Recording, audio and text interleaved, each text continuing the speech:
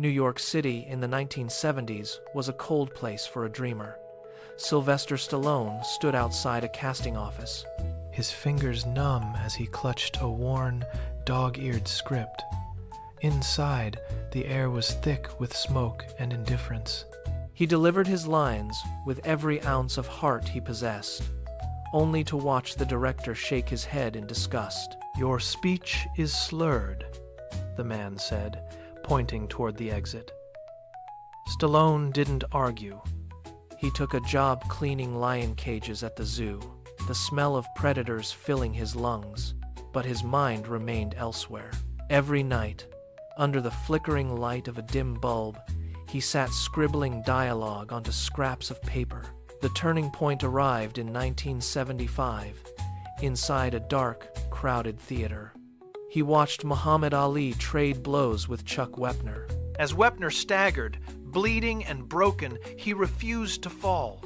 That resilience sparked a fire in Stallone's soul. He grabbed a notebook and began to write. For 3 days and nights, fueled by nothing but black coffee and sheer desperation, he poured his life onto the page. By the third dawn, he had finished the script for Rocky. It wasn't just a movie, it was his ticket out of the cages. They saw a hit. They offered him a small fortune to sell the screenplay and a comfortable life. But he knew that if he sold his soul, he would never find it again. He pushed the check back across the table. "I play the fighter," he stated, his voice steady. He walked away from the money, betting his entire future on a vision only he could see. It was a gamble that held the weight of his entire life. In 1976, the lights dimmed in theaters across the world. When the screen flickered to life, the audience didn't see a man with slurred speech. They saw a hero. They saw themselves. The theaters erupted in cheers that echoed globally. Stallone was no longer an outsider. He was an icon. He had proven that the world belongs to those who refuse to stay down. But the road to glory is never a straight line.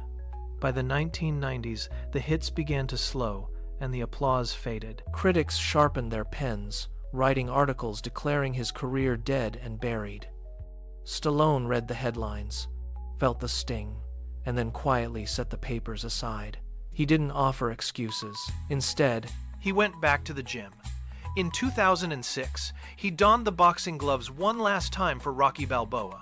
As he stepped into the ring, the camera captured every line on his face and every drop of sweat. The audience stood up in unison. He wasn't just playing a character. He was showing the world that action heroes don't retire. They evolve. In 2010, he gathered the titans of cinema for The Expendables, shattering records once again. But his true transformation came in 2015 with Creed. Standing in the corner of the ring, he wasn't the one throwing the punches. He was the mentor, his eyes sharp and steady.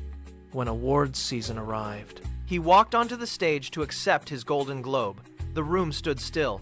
He held the trophy, a symbol of a 40-year fight, and looked out at the crowd. He didn't need to say much. He walked off the stage, leaving behind a legacy built on one simple, unbreakable rule: never, ever quit.